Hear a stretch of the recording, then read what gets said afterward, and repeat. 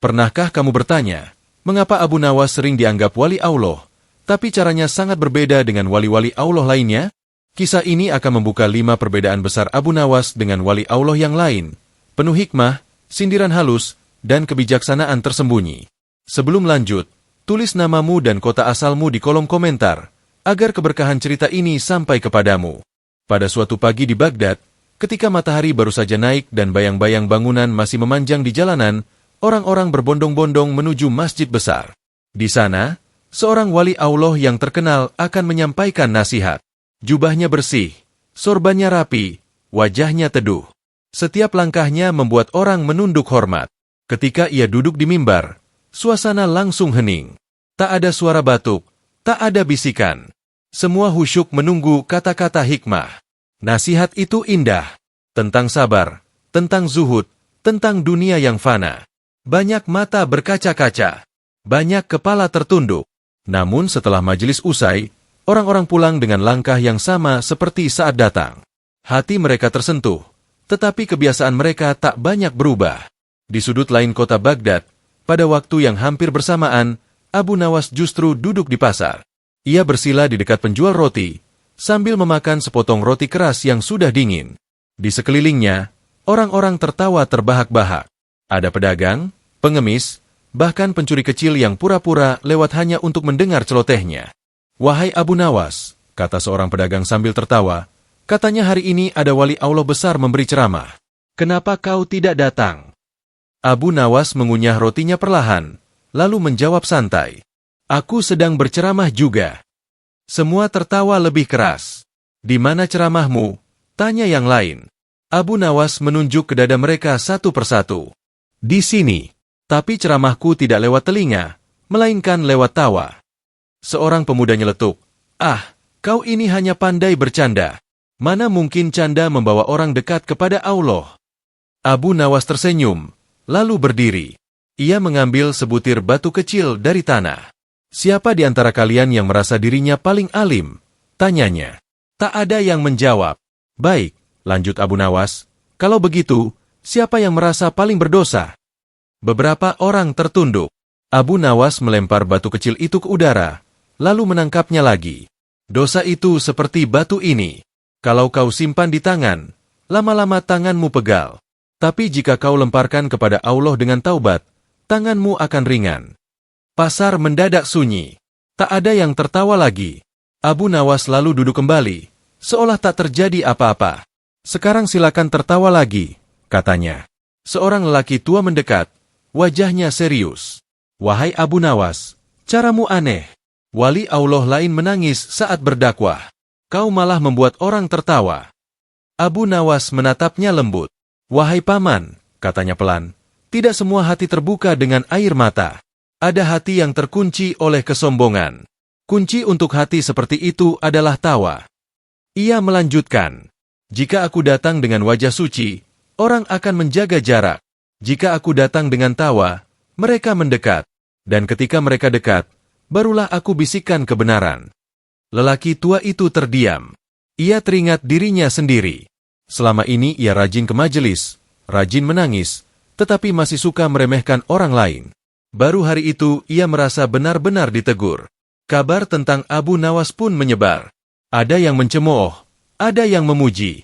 Sebagian berkata, "Dia bukan wali Allah, hanya pelawak."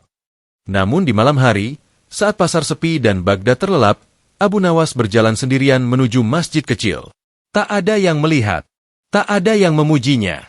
Ia berdiri lama dalam solat, sujudnya panjang, bisikannya lirih. "Ya Allah," doanya, "jika tawaku membuat manusia dekat dengan MU, maka jadikan aku bahan tertawaan. Aku tidak ingin dikenal sebagai wali, aku hanya ingin Engkau ridha." Disitulah letak perbedaan besar itu. Wali Allah yang lain berdakwah dalam kesunyian dan kemuliaan yang terlihat. Abu Nawas berdakwah dalam tawa dan kerendahan yang disalahpahami. Namun tujuan mereka satu, mengantar manusia kembali kepada Allah. Dan sejak hari itu, sebagian orang mulai mengerti. Tawa Abu Nawas bukan untuk melalaikan, melainkan untuk menyadarkan. Suatu hari, Baghdad kedatangan seorang wali Allah yang sangat masyhur. Namanya disebut-sebut di berbagai majelis. Orang berkata, Siapapun yang memandang wajahnya akan terasa tenang hatinya. Sejak pagi, jalan menuju masjid besar telah penuh. Para murid berdiri rapi, membersihkan lantai, menyemprotkan wewangian. Karpet terbaik digelar. Semua ingin tampak pantas menyambut orang yang dianggap kekasih Allah. Ketika wali itu datang, semua berdiri. Jubahnya panjang dan bersih, sorbannya putih melilit rapi, langkahnya pelan dan berwibawa. Tak ada yang berani menatap terlalu lama. Beberapa orang bahkan menunduk sambil menahan napas, takut adabnya kurang. Di antara kerumunan itu, Abu Nawas juga hadir. Ia berdiri di pinggir, pakaiannya sederhana, warnanya kusam, sandalnya tipis dan sudah aus. Rambutnya sedikit acak-acakan karena angin pagi. Tak ada yang menyapanya. Bahkan beberapa orang bergeser menjauh, khawatir Abu Nawas akan membuat keributan dengan candanya. Seorang pemuda berbisik pada temannya. Yang di depan itu wali Allah sungguhan. Lihat auranya. Yang di pinggir itu, hanya Abu Nawas. Temannya mengangguk setuju. Majelis dimulai. Sang wali berbicara dengan suara lembut dan tertata. Setiap kata terasa seperti untayan mutiara. Orang-orang mengangguk, beberapa menangis, sebagian menghela napas panjang. Abu Nawas mendengarkan dengan khusyuk, tak sekalipun bercanda. Wajahnya tenang, matanya menunduk. Setelah majelis selesai, orang-orang berebut mencium tangan sang wali. Mereka meminta doa, meminta berkah, meminta nasihat khusus. Sementara itu Abu Nawas berjalan keluar tanpa diperhatikan siapapun. Di halaman masjid, seorang anak kecil tersandung dan jatuh. Lututnya berdarah. Orang-orang dewasa sibuk membicarakan isi ceramah, tak ada yang peduli. Abu Nawas berhenti. Ia jongkok, mengusap kepala si anak. Sakit? Tanyanya. Anak itu mengangguk sambil menahan tangis. Abu Nawas tersenyum, merobek sedikit ujung pakaiannya yang lusuh untuk mengikat luka itu. Lihat, katanya, darahmu merah. Sama seperti darah orang dewasa. Jadi jangan takut, kau pemberani. Anak itu tertawa kecil. Tangisnya berhenti. Dari kejauhan, sang wali Allah memperhatikan kejadian itu. Ia mendekat perlahan. Wahai Abu Nawas, katanya lembut, mengapa kau merobek pakaianmu? Abu Nawas menunduk hormat. Pakaian ini hanya kain, wahai Tuan. Jika bisa menutup luka, ia lebih berguna. Sang wali tersenyum. Banyak orang sibuk menjaga pakaian agar tampak suci, tapi lupa menutup luka sesama. Kata-kata itu membuat beberapa murid terdiam. Hari lain, Abu Nawas berjalan di pasar. Ia duduk bersama pengemis, makan dari satu piring yang sama. Seorang saudagar kaya melihatnya dan menggelengkan kepala. Abu Nawas, katanya sinis, jika kau wali Allah, mengapa penampilanmu seperti ini? Mengapa tidak tampak mulia? Abu Nawas mengangkat wajahnya. Wahai saudagar, katanya pelan, jika kemuliaan bisa dibeli dengan pakaian, maka toko kainlah yang paling dekat dengan surga. Orang-orang di sekitar terdiam. Saudagar itu tersentak. Lalu bagaimana mengenali wali Allah? Tanyanya. Abu Nawas tersenyum tipis. Lihat siapa yang membuatmu ingat pada Allah, bukan siapa yang membuatmu kagum pada dirinya. Malamnya, di rumah sederhana Abu Nawas, ia duduk sendirian. Tak ada karpet mahal. Tak ada lentera indah. Hanya tikar kasar dan air minum seadanya. Ia memandang pakaiannya yang tambal sulam, lalu berbisik dalam doa. Ya Allah, jika penampilan sederhanaku membuat manusia meremehkanku, biarlah. Jangan engkau jadikan aku orang yang mencari kemuliaan di mata makhluk. Sementara itu, banyak wali Allah lain dikenal dan dihormati karena penampilan lahir mereka. Itu bukan kesalahan, karena Allah memang memuliakan siapa yang Dia kehendaki. Namun Abu Nawas memilih jalan berbeda. Ia menyembunyikan cahaya batinnya di balik kesederhanaan lahir. Disitulah perbedaan kedua itu tampak jelas. Wali Allah yang lain dimuliakan sejak pandangan pertama, Abu Nawas dimuliakan setelah orang mau memahami. Dan hanya mereka yang tidak menilai dari rupa, yang akhirnya mengerti bahwa kemuliaan sejati tidak selalu berpakaian indah. Pada masa itu, banyak wali Allah memilih jalan yang sunyi. Mereka menjauh dari istana, dari pasar, dari hiruk-pikuk manusia. Mereka tinggal di pinggir kota atau di balik dinding pesantren kecil, agar hati tetap bersih dari debu kekuasaan. Orang-orang datang kepada mereka untuk meminta doa, lalu pergi dengan penuh hormat. Abu Nawas memilih jalan yang berbeda. Suatu pagi, kabar besar menyebar di Baghdad. Khalifah akan mengadakan pertemuan terbuka. Rakyat boleh menyampaikan keluhan langsung. Banyak orang takut datang. Siapa berani berbicara jujur di hadapan penguasa? Salah kata bisa berakhir di penjara. Ini bukan tempat untuk orang sepertimu, Abu Nawas, kata seorang sahabatnya. Para wali Allah yang lain menjauh dari istana. Mengapa kau justru ingin mendekat? Abu Nawas mengikat sandalnya, lalu menjawab santai. Jika semua orang baik menjauh, lalu siapa yang akan mengingatkan dari dekat? Istana hari itu ramai. Pejabat berdiri rapi, wajah tegang. Khalifah duduk di singgasananya, dikelilingi pengawal. Satu persatu rakyat menyampaikan keluhan dengan suara gemetar. Banyak yang berputar-putar, takut bicara jujur. Ketika Abu Nawas maju, beberapa pejabat saling pandang. Kenapa orang ini diizinkan masuk? Bisik mereka. Abu Nawas membungkuk hormat, lalu berkata lantang. Wahai Amirul Mukminin, izinkan aku bertanya. Khalifah mengangguk. Jika seorang gembala membiarkan serigala masuk kandang, siapa yang salah? Serigalanya atau gembalanya? Suasana mendadak tegang. Para pejabat pucat. Khalifah terdiam lama. Gembalanya, jawab Khalifah akhirnya. Abu Nawas tersenyum. Kalau begitu, wahai Amirul Mukminin, mengapa engkau marah kepada rakyat yang berbuat salah, tapi jarang menegur pejabat yang membuka pintu bagi kesalahan itu? Beberapa orang menahan napas. Pengawal maju selangkah. Khalifah mengangkat tangan, menghentikan mereka. Ia menatap Abu Nawas tajam, lalu tertawa kecil. Kau berani sekali.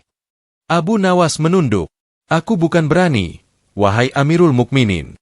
Aku hanya takut kepada Allah. Hari itu, beberapa pejabat diganti. Rakyat pulang dengan perasaan lega. Seorang wali Allah yang terkenal mendengar kejadian itu. Ia menemui Abu Nawas malam harinya. Wahai Abu Nawas, katanya, mengapa kau mempertaruhkan nyawamu? Jalan kami adalah menjauh agar selamat. Abu Nawas menuangkan air ke gelas, lalu menjawab pelan. Wahai Tuan, jika kapal bocor dan semua orang saling naik ke skoci, siapa yang menutup lubangnya? Sang wali terdiam. Namun jalan Abu Nawas tidak selalu berakhir manis. Ada hari-hari ketika ia difitnah. Ada malam-malam ketika ia dipanggil istana tanpa tahu apakah ia akan kembali. Banyak orang yang mengaguminya dari jauh, tetapi sedikit yang mau berjalan di sisinya. Di rumahnya yang sederhana, Abu Nawas pernah berkata kepada dirinya sendiri, engkau memilih terjun ke lumpur. Jangan mengeluh jika pakaianmu kotor. Ia tahu, kedekatan dengan kekuasaan adalah ujian yang berat. Sedikit saja tergelincir, niat bisa rusak. Karena itu, setiap malam ia memperpanjang sujudnya. Ya Allah, doanya, jangan engkau biarkan aku mencintai kekuasaan hanya karena aku dekat dengannya. Wali Allah yang lain menjaga diri dengan jarak. Abu Nawas menjaga dirinya di tengah bahaya. Ia masuk ke tempat yang dihindari orang saleh, bukan karena ia lebih suci, tetapi karena ia tahu di sanalah umat paling membutuhkan suara kebenaran. Disitulah perbedaan ketiga itu nyata. Wali Allah yang lain selamat dengan menjauh, Abu Nawas mempertaruhkan diri dengan terjun. Dan tidak semua orang sanggup memahami pilihan itu. Namun Abu Nawas tidak mencari pemahaman manusia. Ia hanya mencari ridha Allah. Di sebuah majelis besar Baghdad, para ulama dan wali Allah berkumpul. Karpet tebal digelar, lampu minyak berjejer rapi. Setiap orang duduk dengan adab. Jika ada kesalahan, mereka menegur dengan kalimat halus, memilih kata yang tidak melukai. Begitulah cara para wali Allah yang lain. Lembut, tenang, penuh kehati-hatian. Abu Nawas juga hadir. Ia duduk agak ke belakang, menyimak tanpa banyak bicara. Beberapa orang meliriknya dengan waspada, seolah takut ia tiba-tiba melontarkan candaan yang tak pada tempatnya. Dalam majelis itu, hadir pula seorang alim yang terkenal pintar berbicara. Ilmunya luas, hafal banyak kitab. Namun ada satu sifat yang diam-diam disadari banyak orang. Ia gemar merendahkan orang lain dengan ilmunya. Setiap kali bertanya, ia menjawab panjang lebar, seolah ingin menunjukkan bahwa hanya dirinya yang paling tahu. Ketika majelis dibuka untuk tanya jawab, seorang pemuda berdiri dengan wajah ragu. Wahai guru, katanya, aku sering sholat, tapi hatiku masih gelisah. Apa yang kurang dariku? Sang alim tersenyum tipis. Jika hatimu gelisah, berarti ilmumu kurang. Perbanyak membaca kitab seperti aku. Beberapa orang mengangguk kagum. Pemuda itu tertunduk, wajahnya memerah. Abu Nawas mengangkat tangan. Bolehkah aku bertanya juga? Katanya santai. Semua menoleh. Abu Nawas berdiri, lalu menatap sang alim dengan wajah polos. Wahai guru, katanya, jika seseorang membawa obor besar, apakah ia masih perlu berteriak bahwa ia membawa cahaya? Sebagian orang tertawa kecil. Sang alim terdiam. Abu Nawas melanjutkan. Maaf, aku hanya bingung. Sebab aku melihat ada orang yang membawa banyak kitab, tapi jalannya masih gelap. Suasana berubah. Ada yang menunduk, ada yang saling pandang. Sang alim memerah wajahnya. Seorang murid berbisik. Abu Nawas keterlaluan. Mengapa tidak menegur dengan lembut? Abu Nawas mendengarnya. Ia menoleh dan berkata, jika orang tertidur, kau bisa membangunkannya dengan sentuhan. Tapi jika orang pura-pura terjaga, kau perlu suara yang lebih keras. Majelis bubar dengan perasaan bercampur. Sebagian tersinggung, sebagian tersadar. Malam itu, sang alim mengetuk pintu rumah Abu Nawas. Wahai Abu Nawas, katanya lirih, hari ini kau mempermalukanku. Abu Nawas mempersilakan duduk. Ia menuangkan air. Aku tidak berniat mempermalukanmu. Aku hanya ingin menyelamatkanmu. Dari apa? Tanya sang alim. Dari dirimu sendiri, jawab Abu Nawas lembut. Sang alim terdiam lama. Air matanya jatuh. Aku menasihati banyak orang, tapi lupa menasihati hatiku sendiri. Abu Nawas tersenyum. Jika aku menegurmu dengan lembut di depan umum, kau akan membela dirimu. Jika aku menyentilmu, egomu jatuh, dan hatimu bangun. Inilah cara Abu Nawas. Ia tidak selalu lembut di luar, tetapi niatnya lembut di dalam. Wali Allah yang lain memilih kata agar tidak melukai. Abu Nawas memilih cara agar tidak membiarkan orang terus tersesat. Ia tahu risikonya.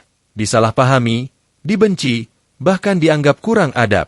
Namun baginya, lebih baik dibenci manusia daripada membiarkan manusia tenggelam dalam kesalahan yang manis. Di sujud malamnya, Abu Nawas berdoa, Ya Allah, jika ucapanku keras, lembutkan niatku. Jangan engkau jadikan aku orang yang menegur karena merasa lebih tinggi. Disitulah perbedaan keempat itu nyata. Wali Allah yang lain menegur agar hati tidak terluka, Abu Nawas menegur agar hati terbangun. Dan tidak semua orang siap terbangun. Namun Abu Nawas tetap menjalankan amanahnya. Di antara para wali Allah, ada yang dikenal karena karomahnya. Doanya cepat dikabulkan, ucapannya dianggap penuh berkah. Orang-orang datang dari jauh hanya untuk melihat wajahnya, berharap ketenangan turun ke hati mereka. Nama mereka disebut dengan hormat, dicatat dalam kisah-kisah, dikenang dengan penuh pujian. Abu Nawas justru dikenal dengan sebutan yang berbeda. Sebagian menyebutnya pelawak, sebagian menyebutnya orang aneh, sebagian lagi menganggapnya pintar berbicara tapi tak lebih dari penghibur. Ia mendengar semua itu, dan ia memilih diam. Suatu malam, seorang pemuda mengikuti Abu Nawas dari kejauhan. Ia penasaran. Bagaimana mungkin orang yang siangnya bercanda seperti itu disebut wali Allah oleh sebagian orang? Pikirnya. Abu Nawas berjalan melewati ganggang sempit, jauh dari keramaian. Ia tidak menuju rumah orang kaya, tidak pula ke majelis. Ia berhenti di sebuah masjid kecil yang nyaris roboh. Tak ada penjaga, tak ada lampu terang. Pemuda itu mengintip dari celah pintu. Abu Nawas masuk, menutup pintu perlahan. Ia berdiri lama, seolah menunggu sesuatu. Lalu ia mengangkat tangan dan sholat. Gerakannya tenang. Sujudnya panjang. Sangat panjang. Tak ada tawa. Tak ada canda. Yang ada hanya bisikan lirih yang membuat dada sesak bagi siapapun yang mendengarnya. Ya Allah, doanya terbata. Jika engkau tahu aku ini buruk, maka tutuplah keburukanku dari manusia. Jika engkau tahu aku ini baik, maka jangan engkau tampakkan kebaikanku agar aku tidak binasa oleh pujian. Air matanya jatuh ke lantai masjid yang dingin. Pemuda itu gemetar. Ia baru sadar, wajah yang siang hari tampak santai itu, malam ini dipenuhi rasa takut dan cinta kepada Allah. Keesokan harinya, pemuda itu memberanikan diri bertanya. Wahai Abu Nawas, katanya, mengapa engkau tidak menampakkan kesalehanmu? Bukankah itu bisa membuat orang menghormatimu? Abu Nawas tersenyum kecil. Wahai anak muda, jika manusia menghormatiku, aku takut mulai menghormati diriku sendiri. Ia melanjutkan, pujian manusia itu manis. Terlalu manis. Ia bisa membuat hati ketagihan, lalu lupa bahwa yang pantas dipuji hanya Allah. Banyak wali Allah yang dikenal dengan karomah lahir. Itu bukan kesalahan. Namun Abu Nawas memilih menyembunyikan karomahnya, karena ia takut hatinya tergelincir. Ia lebih rela dicaci daripada dipuja. Lebih rela disalahpahami daripada dipuja secara berlebihan. Suatu hari, seorang alim berkata di hadapannya, "Engkau telah menyelamatkan banyak orang dengan caramu, wahai Abu Nawas. Mengapa engkau tidak menulis kisah hidupmu agar orang tahu?" Abu Nawas menggeleng. "Jika kisah itu membuat orang mengingatku, jangan tulis. Jika kisah itu membuat orang mengingat Allah, biarlah orang lain yang menulisnya." Di akhir hidupnya, Abu Nawas tidak meninggalkan istana megah, tidak pula madrasah besar. Ia meninggalkan jejak di hati orang-orang yang pernah disentilnya, ditertawakannya, lalu disadarkannya. Maka lengkaplah 5 perbedaan itu. Wali Allah lain berdakwah dengan kesunyian, Abu Nawas dengan tawa. Wali Allah lain dimuliakan lewat penampilan, Abu Nawas lewat kesederhanaan. Wali Allah lain menjauh demi keselamatan diri, Abu Nawas terjun demi keselamatan umat. Wali Allah lain menegur dengan kelembutan, Abu Nawas dengan sentilan yang membangunkan. Wali Allah lain dikenal karena kemuliaannya, Abu Nawas mulia karena rahasianya dengan Allah. Dan disitulah hikmah terbesar Abu Nawas, bahwa jalan menuju Allah tidak satu rupa. Ada yang sunyi, ada yang ramai, ada yang penuh air mata, ada yang penuh tawa. Namun selama niatnya lurus, selama tujuannya Allah, maka setiap jalan bisa menjadi ibadah.